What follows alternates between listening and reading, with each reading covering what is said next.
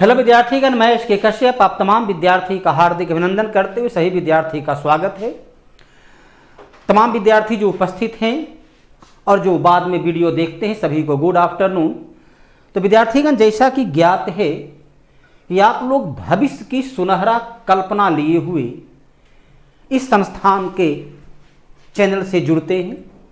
Unique Bharti publication के इस channel से आप जुड़ते हैं जब आपके मन में एक बेहतर भविष्य की कल्पना होती है, और उस कल्पना को आप तभी साकार कर पाओगे जब संस्थान के द्वारा उपलब्ध पुस्तक के सेट को बनाकर आप एक्सप्लेनेशन क्लास में आइएगा।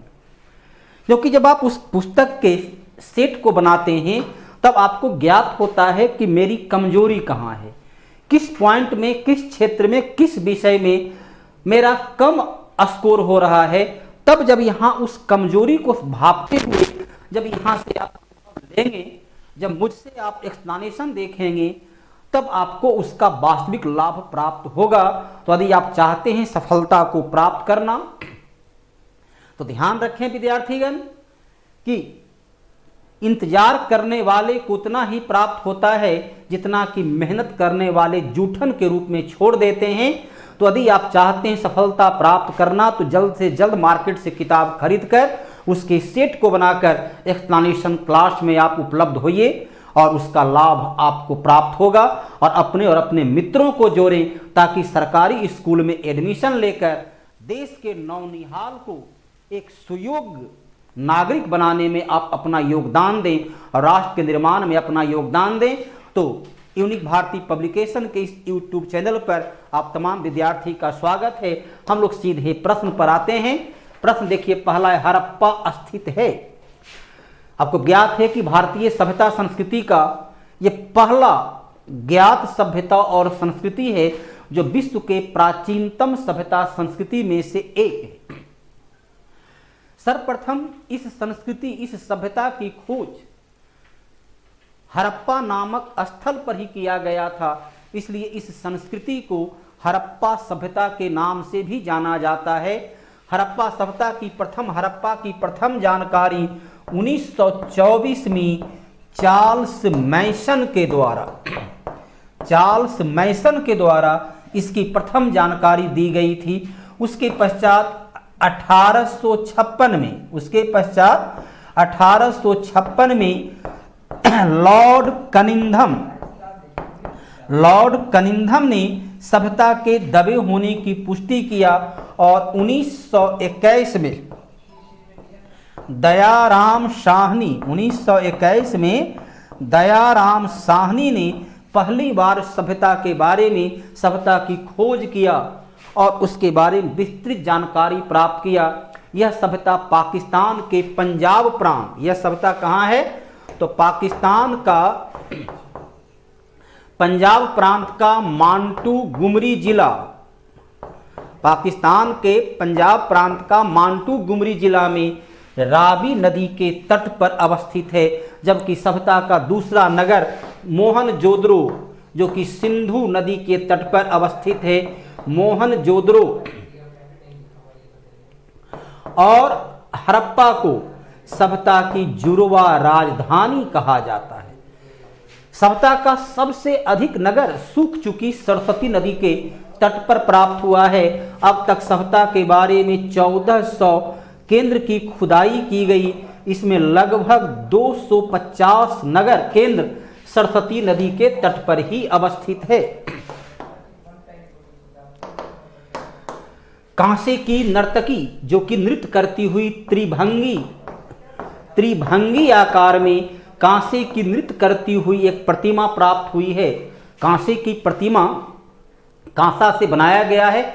आखिरकार आप सोचे कांसा से कैसे निर्माण किया गया। उस वक्त पहले एक मोम की आकृति बनाई जाती थी। मोम पर चिकनी मिट्टी से उसको एक आकृति तैयार करते थे, फिर चिकनी मिट्टी को पका देते थे, फिर आग से मोम को गिरा देते थे, गला देते थे और उसमें कांसे की धातु को पिघलाकर भर देते थे, फिर उस चिकनी मिट्टी को तोड़ कर हटा दिया करते थे। इस प्रकार से उस आकृति का निर्माण होता था, जो एक सुंदर सी आकृति बनती थी। ये प्राप्त हुआ है मोहनजोदड़ो से, जिसकी खोज 1922 में 1922 में राखल दास बनर्जी के द्वारा, इसकी खोज कौन किया? तो 1922 में राखल दास बनर्जी के द्वारा इसकी खोज की गई। लोथल को सभ्यता का बंदरगाह नगर के नाम से जाना जाता है, जो कि गुजरात में है। कालीबंगा राजस्थान में है। इसे सभ्यता का सबसे गरीब नगर के रूप में पहचान की गई है, क्योंकि सभी जगह जो भवन बने हुए हैं आग में पकी हुई, सभी जगह जो भवन बने हुए हैं आग में पकी हुई ईंट के, जबकि यहाँ कच्ची ईंट के बने हुए हैं। चनहुद्रो को औद्योगिक नगर, ये पाकिस्तान में है। चनहुद्रो को औद्योगिक नगर, इंडस्ट्रियल टाउन के रूप में इसकी पहचान की गई है। चारों हड़प्पा सभ्यता के महत्वपूर्ण स्थल में से एक है। किस धातु का प्रयोग मनुष्य ने सबसे पहली बार नवपाषाण काल में लगभग 5000 ईसा पूर्व मनुष्य ने सबसे पहले तांबा नामक धातु को प्रयोग में लाया? उसके पश्चात तांबा में टीन मिलाकर लगभग 3000 ईसा पूर्व में मनुष्य ने कांसा का निर्माण सीखा। लोहा की खोज सबसे बाद में हुई। लगभग 1000 भारतीय क्षेत्र में 1000 ईसा पूर्व में उत्तर प्रदेश का अंतरजी खेरा से पहली बार लोहा की खोज हुई। सोना और चांदी, तांबा कांसा के बाद जो है सोना और चांदी की खोज हुई। तो विश्व में पहला धातु जिसे मनुष्य ने प्रयोग में लाया वो था तांबा, और लगभग आज से 5000 वर्ष पहले। तो विद्यार्थीगण, है न रोचक विषय? आप देखते हैं कि जब आप अपने से सेट बनाते हैं तो एक बार में केवल एक क्वेश्चन हल कर पाते हैं, लेकिन जब आप एसके कश्यप से जुड़ जाते हैं, यूनिक पब्लिकेशन से जुड़ जाते हैं, तो आप पाते हैं कि हर एक क्वेश्चन पर एवरेज तौर पर आप 3 से 5 क्वेश्चन न्यूनतम हल कर पाते हैं। तो आपको सही संस्थान और सही शिक्षक से जुड़ना है, ताकि आपका नॉलेज पूरी तरह एक लेवल पर आ सके और जो भी एग्जाम में बैठें वो एग्जाम में सफलता सुनिश्चित हो सके। काली मिट्टी का निर्माण होता है बेसाल्ट चट्टान के टूटने से। बेसाल्ट चट्टान के टूटने से जिस मिट्टी का निर्माण होता है उसे काली मिट्टी कहते हैं। ज्वालामुखी के विस्फोट से जब बेसाल्ट चट्टान टूटकर बाहर निकलता है, मैग्मा के रूप में बाहर निकलता है, लावा के रूप में बिछ जाता है, और वही धीरे धीरे कालांतर में जब मिट्टी के रूप में परिणत होता है तो उसे ही काली मिट्टी, अंतर्राष्ट्रीय स्तर पर काली मिट्टी को चरनोजम मिट्टी के नाम से जानते हैं। इस मिट्टी को कपासी मिट्टी के नाम से भी जाना जाता है। भारत की कुल मिट्टी का लगभग 15.2% काली या कपासी मिट्टी है। अब देखिए काली मिट्टी का निर्माण कैसे हुआ? बेसाल्ट चट्टान से होता है। काली मिट्टी बेसाल्ट चट्टान ऊपर कैसे आया? ज्वालामुखी विस्फोट के कारण आता है। अंतर्राष्ट्रीय स्तर पर इस मिट्टी को कहते हैं चरनोजम मिट्टी। इसी मिट्टी को कपासी मिट्टी या इसी मिट्टी को रेगूर मिट्टी, इसी मिट्टी काली मिट्टी को ही रेगूर मिट्टी कहते हैं, जो देश की कुल मिट्टी का 15.2% काली मिट्टी है। प्रश्न एक है, देखिए नॉलेज आपका किसी विषय में कितना डेप्थ नॉलेज आपको प्राप्त हो जाता है। काली मिट्टी में जल धारण की क्षमता सर्वाधिक मात्रा में होती है। इस मिट्टी में नाइट्रोजन और फास्फोरस का अभाव होता है। इस मिट्टी में नाइट्रोजन और फास्फोरस का अभाव होता है। वन, पेड़ पौधे, जंगल। वन रिपोर्ट 2021 के आधार पर भारत की कुल क्षेत्रफल का 21.72% पूर्णतः वन से आच्छादित है, और समूचे पेड़ पौधे देखें तो 24.6 6-7% पर भारत में पेड़ है। किसी क्षेत्र की पर्यावरण संतुलन के लिए, जैव विविधता के लिए 33% भूभाग पर वन होना चाहिए। विश्व का 31% भाग पर वन का फैलाव है। वन हमें कई प्रकार से, एक तो स्वच्छ वातावरण देता है, वन कार्बन डाइऑक्साइड को अवशोषित करके स्वच्छ वायु देता है। वन बाढ़ के मौसम में जो पेड़ पौधे होते हैं, मिट्टी, उसके जड़, पेड़ पौधे का जड़ मिट्टी को पकड़ कर रखते हैं, इधर मिट्टी अपरदन को रोक देता है। हरियाली से आर्द्रता का निर्माण होता है, जो भविष्य में वर्षा के लिए योगदान होता है। तो ये बाढ़ को रोकता है, वर्षा में वृद्धि करता है, मिट्टी के कटाव को रोकता है। अर्थात वन इन सभी क्षेत्र में योगदान देता है। देखिए यहाँ जानकारी क्या हुई, भारत में कितना % पर वन है, कितना % पर पेड़ है, कितना % पर वन होना चाहिए, विश्व में कितना % वन का क्षेत्र है, ये तमाम जानकारी आपको प्राप्त हो चुकी होती है। भारत में किस राज्य में सर्वाधिक खनिज लोहा पाया जाता है? खनिज लोहा, लोहा का यहाँ पूछ रहा है कि भंडार कहाँ है। तो लोहा के भंडार के आधार पर वर्तमान समय का जो आंकड़ा है, पहला नंबर पर सर्वाधिक लोहा का भंडार उड़ीसा में पाया जाता है। नंबर 2 पर छत्तीसगढ़, नंबर 2 पर लोहा के भंडार में नंबर 2 पर आता है, वो है आपका छत्तीसगढ़। नंबर 3 पर जो हो गया है वो स्थान आ गया है कर्नाटक का। नंबर 3 पर स्थान है कर्नाटक का, और नंबर 4 है झारखंड का, नंबर 5 है मध्य प्रदेश का। ये भारत की महत्वपूर्ण लोहा उत्पादक में पहला से लेकर 5 नंबर तक कौन है, ये सभी आपको ज्ञात हो चुका है। लोहा जो है वह धारवाड़ लैंड में सबसे अधिक लोहा पाया जाता है। भारत में दुनिया का सबसे उत्तम क्वालिटी का, उत्तम कोटि का लोहा भारत में उपलब्ध है, जिसे हेमाटाइट और मैग्नाटाइट के नाम से जाना जाता है। अष्टाध्यायी, 8 अध्याय, पाणिनि के द्वारा जो पुस्तक लिखा गया व्याकरण की, पाणिनि के द्वारा व्याकरण की पुस्तक लिखा गया, जो विश्व का किसी भी भाषा में लिखा गया पहला व्याकरण ग्रामर की पुस्तक थी। तो संस्कृत व्याकरण की पुस्तक जो सूत्र फार्मूला रूप में लिखा गया, 8 अध्याय में उसे रखा गया, उसे ही अष्टाध्यायी के नाम से जानते हैं। तो अष्टाध्यायी के लेखक थे पाणिनि, और इसी अष्टाध्यायी का सरल भाष्य लिखा गया पतंजलि के द्वारा। उसका नाम था महाभाष्य, उसका नाम रखा गया महाभाष्य। तो पतंजलि ने उसी अष्टाध्यायी को जो सूत्र रूप में था, उसको आम जनता, आम लोगों की समझ में उसे सरल बनाने के लिए कुंजिका की तरह, गाइड की तरह, टीच योरसेल्फ की तरह जो किताब लिखे, उसका नाम रखा गया महाभाष्य। तो पाणिनि ने लिखा अष्टाध्यायी, और अष्टाध्यायी का महाभाष्य को लिखा पतंजलि ने, उसे महाभाष्य के नाम से जाना गया। दुनिया का पहला ग्रामर की पुस्तक था, पतंजलि के द्वारा लिखा गया, ये पाणिनि के द्वारा लिखा गया अष्टाध्यायी। अभिज्ञान शाकुंतलम, जिसमें भरत वंश का राजा दुष्यंत और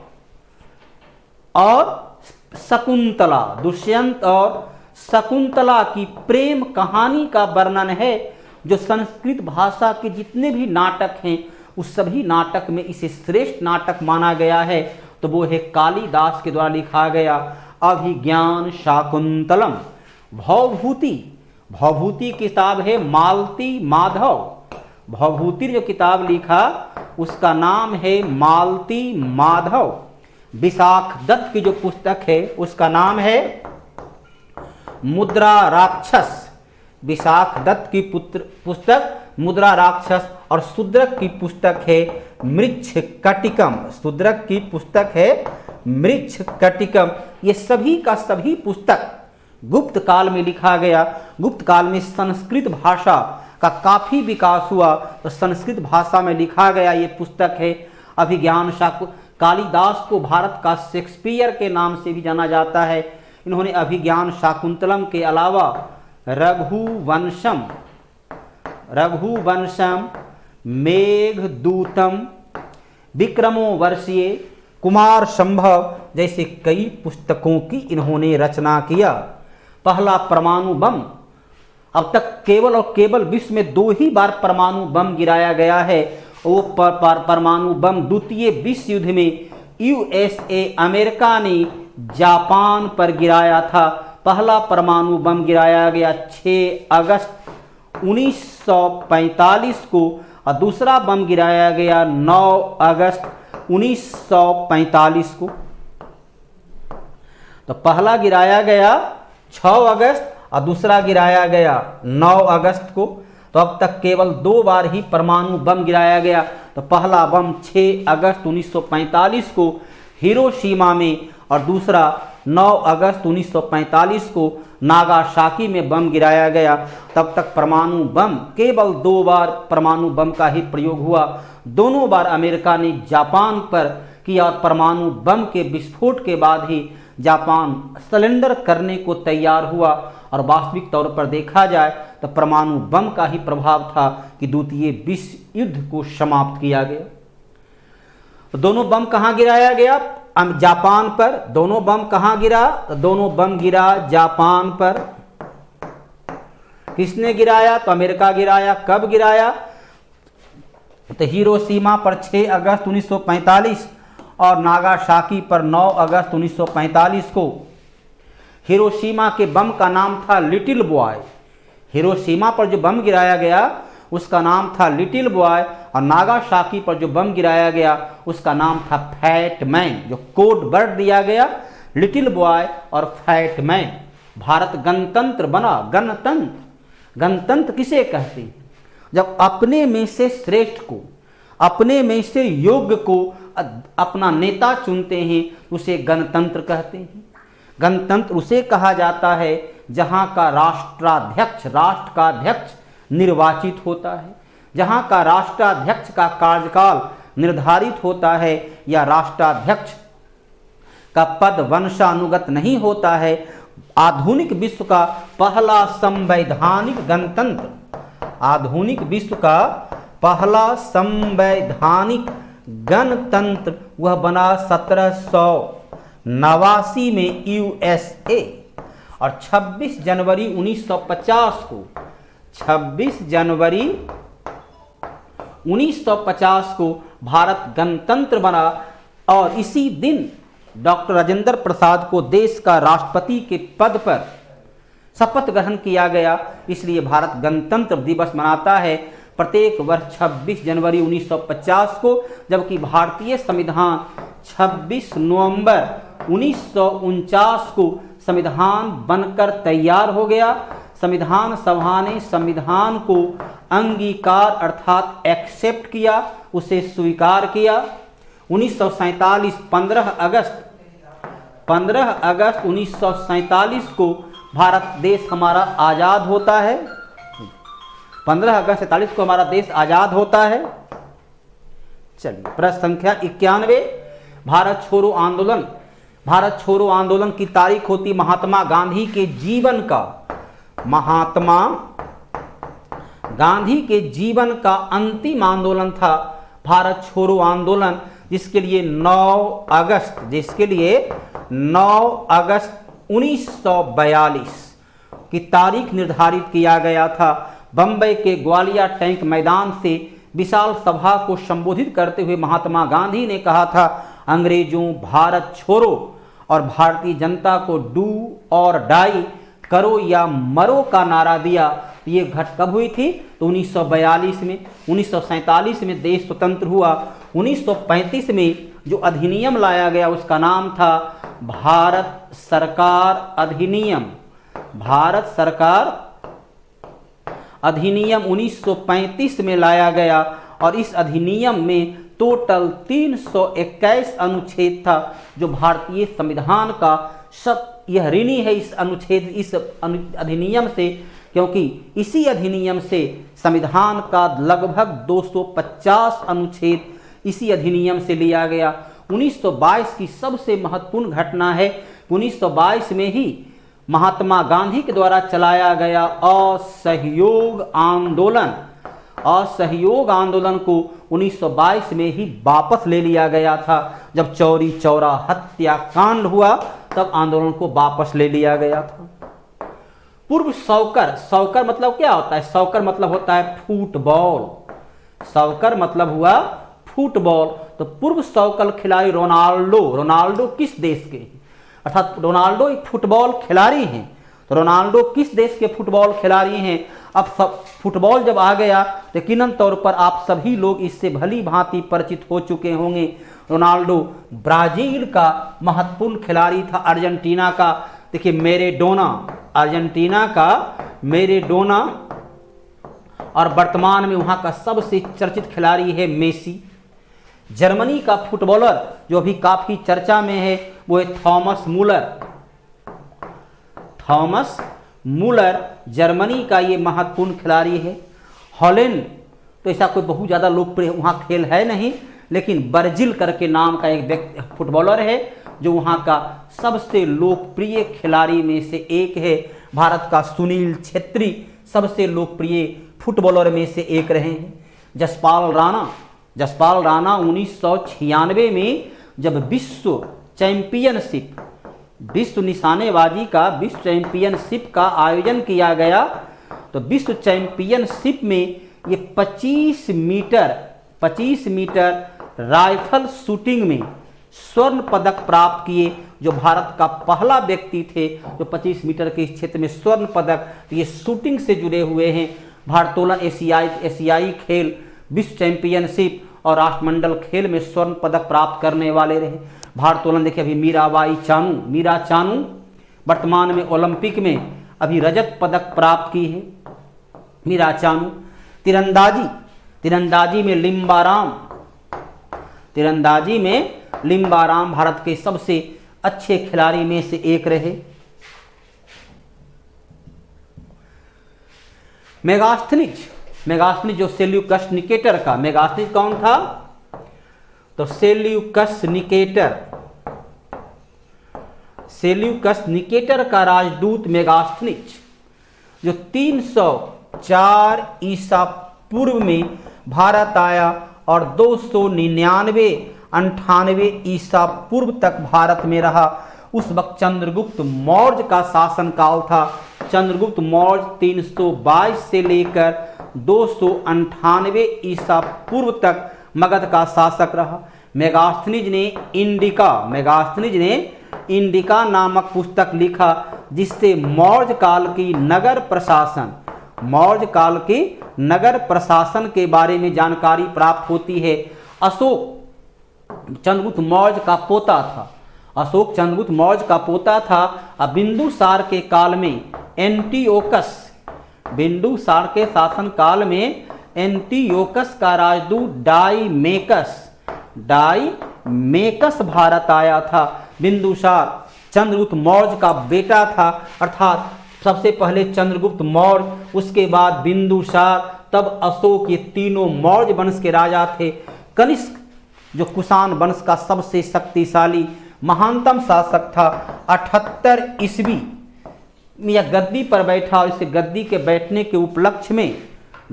बैठने के उपलक्ष्य में शक संवत को प्रचलन में लाया गया।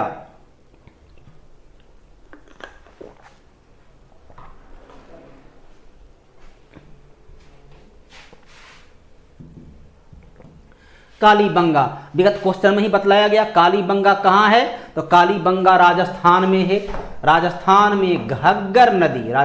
में घग्गर नदी के तट पर कालीबंगा अवस्थित है। कालीबंगा को गरीब दीनहीन नगर कहा जाता है क्योंकि यहाँ कच्ची ईंट के भवन बने हुए हैं, लेकिन कालीबंगा का जो फर्श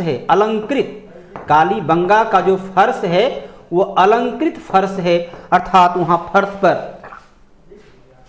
काफी मात्रा में फूल पत्ती रंगोली बनाया गया है। कालीबंगा से ही हमें जुता हुआ खेत अर्थात हल चला हुआ खेत की प्राप्ति होती है। कालीबंगा से गुजरात का सबसे महत्वपूर्ण नगर में धौलावीरा, जिसे अभी यूनेस्को ने विश्व धरोहर की सूची में शामिल किया, जहां हमें कृत्रिम कृत्रिम बांध और नहर की प्राप्ति होती है। हरियाणा का बनावली सबसे महत्वपूर्ण नगर में से एक है, जहां से बैलगाड़ी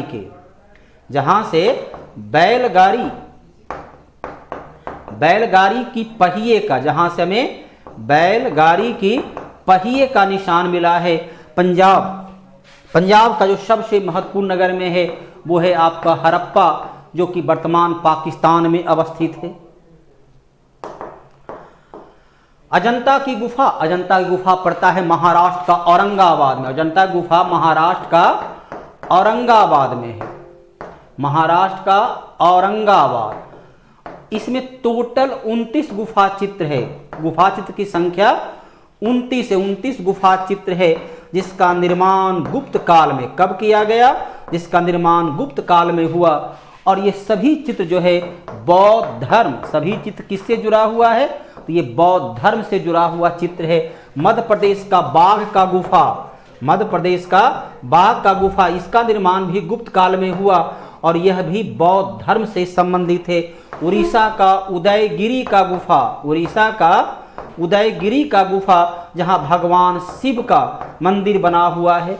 गुजरात का कच्छ का रण, जहां एशियाई गधे का अभयारण्य है, जो दुनिया का पहला या एकमात्र गधे का अभयारण्य है। वर्धमान महावीर जो जैन धर्म के 24वां एवं अंतिम तीर्थंकर थे। 24वां एवं अंतिम तीर्थंकर थे, जिनका जन्म 540 ईसा पूर्व में वैशाली के कुंड ग्राम में हुआ और 72 वर्ष की अवस्था में इनकी मृत्यु 468 ईसा पूर्व नालंदा के पावापुरी में इनका निधन हो जाता है। पाटलिपुत्र मगध वंश की राजधानी, राजगृह मगध का प्रारंभिक राजधानी और पाटलिपुत्र मगध का द्वितीय राजधानी बना। बुद्ध ने अपना प्रथम उपदेश गौतम बुद्ध 29 वर्ष की अवस्था में गृह को त्याग दिए और सबसे पहले रुद्रक रामपुत्र को अपना गुरु बनाए। फिर सबसे पहले आलार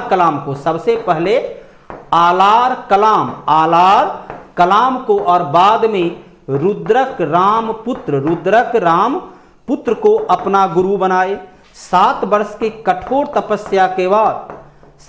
की तपस्या के बाद इन्हें बोध गया में पीपल वृक्ष के नीचे अर्थात 35 वर्ष की उम्र में इन्हें ज्ञान की प्राप्ति हुई। पहला उपदेश सारनाथ का उस वक्त नाम था मृगदाह।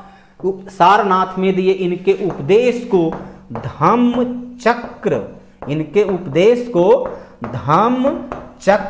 प्रवर्तन के नाम से जाना गया। और 80 वर्ष की अवस्था में 483 ईसा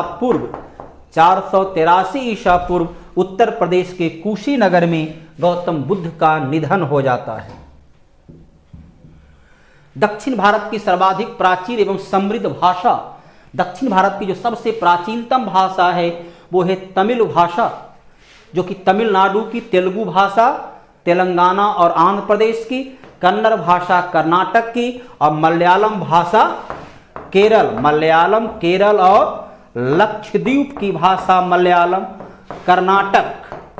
कर्नाटक की भाषा केरल, तेलंगाना और आंध्र प्रदेश की भाषा तेलुगु और तमिलनाडु की भाषा तमिल। यह भारत की सबसे प्राचीनतम भाषा में से एक है। और ये आपके सामने देखिए 100वां और अंतिम प्रश्न आ चुका। हर प्रश्न का क्यों और कैसे के साथ हर प्रश्न का तार्किक सरल विश्लेषणात्मक तरीके से आपको उत्तर दी जाती है, ताकि सिर्फ जानकारी ही नहीं बल्कि गहराई के साथ विश्लेषण करने के लायक आपको जानकारी प्राप्त हो। कोयले का सर्वाधिक उत्पादक, कोयला के सर्वाधिक उत्पादक में अभी वर्तमान में जो आ गया है वो है छत्तीसगढ़।